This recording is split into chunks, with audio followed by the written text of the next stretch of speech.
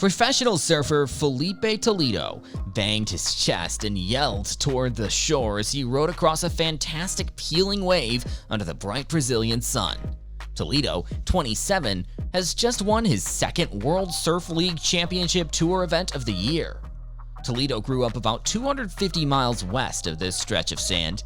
His position as the top-ranked male surfer in the world was solidified by the victory in Saquarema, Brazil, and he was one step closer to claiming the men's world title. Numerous supporters cheered from the coast. The accomplishment of a Brazilian surfer was being celebrated once more, and the entire country of Brazil was ecstatic. But what makes Brazil so indomitable when it comes to surf? What is the secret behind their dominance in it? Want to know? Stick around till the end.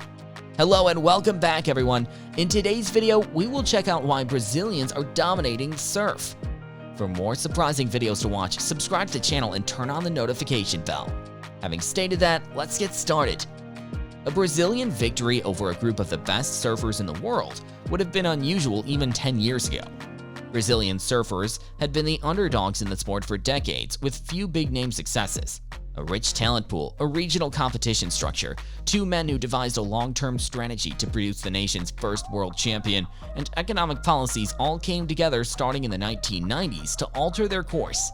At age 6, Toledo initially declared his desire to pursue a career as a professional surfer.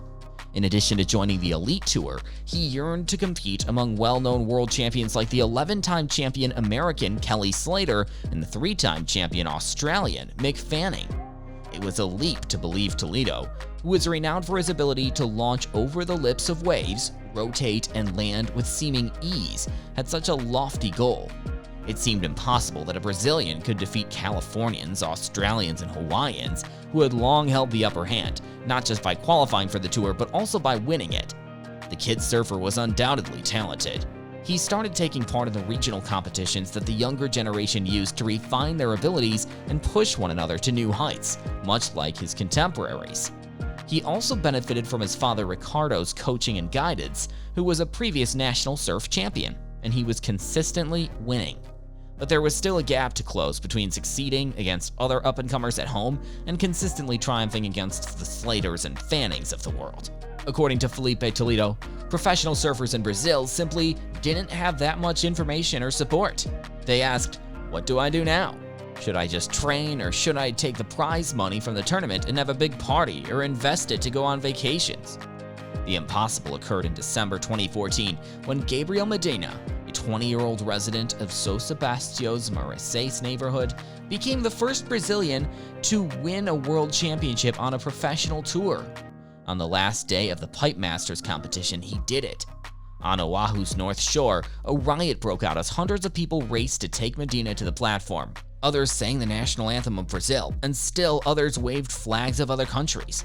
Toledo and his contemporaries saw Medina's victory as the start of a major shift in the world of professional surfing. Brazil went from being a long shot to a world power after decades of vying for the top spots in the sport.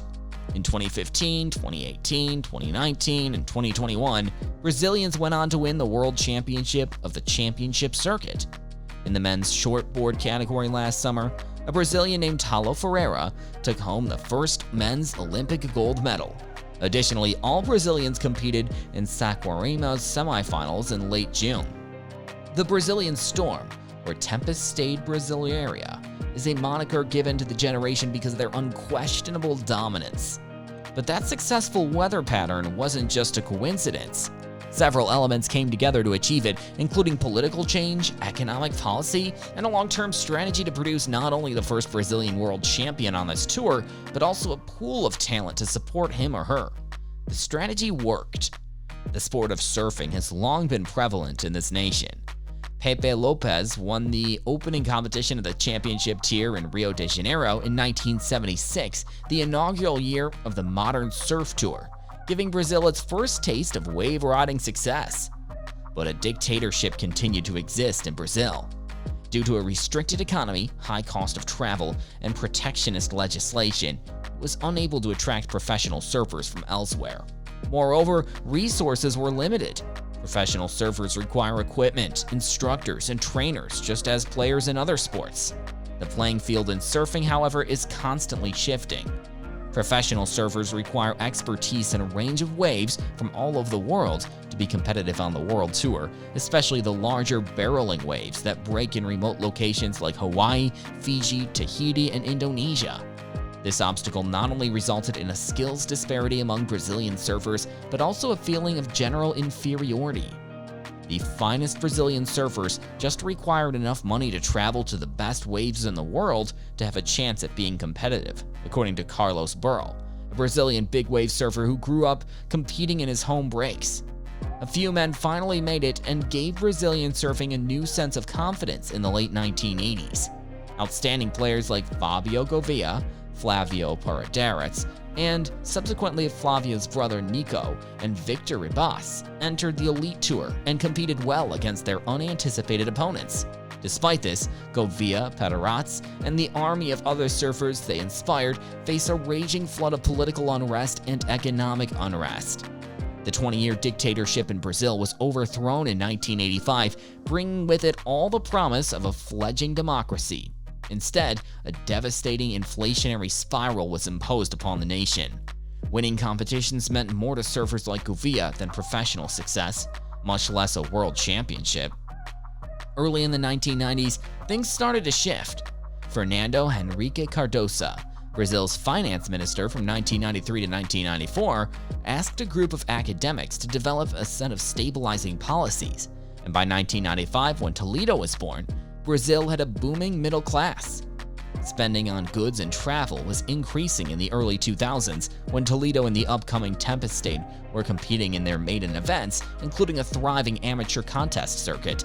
These circumstances contributed to the success of big wave surfers like Burrell, a subset of the sport that necessitates substantial travel. He broke the Brazilian stereotype in 2009 by winning the first large wave world championship. It would turn out to be a precursor to what happened after. The relatively prosperous economic climate in Brazil attracted foreign investment and enterprises, especially the expanding surf sector. Part of that wave was Juan Peterson, who was then the marketing director for Oakley. He said, "We could be at a surf break in the middle of nowhere, and there would be 50 people out there claiming that everyone surfs in Brazil." Peterson teamed up with Luis Campos, marketing manager for Oakley, and a sports agent who is regarded as the father of contemporary Brazilian surfing. Campos and Peterson contributed to the establishment of a system for fostering Brazilian surfing talent by adopting the strategies used by the business to sell the surfers in the United States and Australia. They weren't simply interested in producing surfers who could compete internationally. On the championship tour, they intended to produce the first Brazilian global champion. By the beginning of the new millennium, they had teamed up with the Instituto Mar Azul, a business that specializes in sports psychology and medicine, to offer medical aid to the surfers in Oakley's program. Young surfers were recruited, and they were given access to physical trainers, coaches, psychologists, doctors, English classes, and media training. The current lineup has a who's who of prominent surfers, including Chao Ibelli, Miguel Popo, Jadson Andre, Adriano de Sousa, the 2015 world champion, Ferreira, the 2019 world champion and gold medalist from Tokyo, Toledo, and more. Although Medina and Toledo regularly competed with and against the Oakley program, Toledo trained with his father while Medina trained with his stepfather. The nation's ambitions for competitiveness have fundamentally changed. Brazilian surfers are anticipated to dominate the top of the rankings and join the tour as up-and-coming Brazilians. Both of those goals have been achieved. And unlike the early years of the Tempest State, expectations for upcoming surfers are now very high. "We now know the formula," added Toledo, who concluded the 2021 season in the second position to his countryman Medina, who claimed his third world title. In addition to being the inspiration behind Toledo's professional success thus far, this formula, the alchemy of economics, opportunity, work ethic, and expectations, has also been the driving force behind what he feels is still feasible. He just has two goals in mind for the remainder of his season. "Enjoy the journey," he advised, "and take home the title." After the Rio Pro race in June, his once ambitious ambition sounds a lot less arrogant. Instead, it appears to be more likely. The emergence and dominance of Brazilians on the Men's World Championship Tour were the subjects of a profile in the New York Times. The success, as Anna Dimon points out, wasn't entirely accidental. To produce more than just the first Brazilian world champion, a complicated political revolution, economic policy, and decades-long plan were implemented. So that's all for today's video. What is your point of view about Brazilians' dominance? Drop your thoughts in the comments section below, and also tell us, who do you support and why?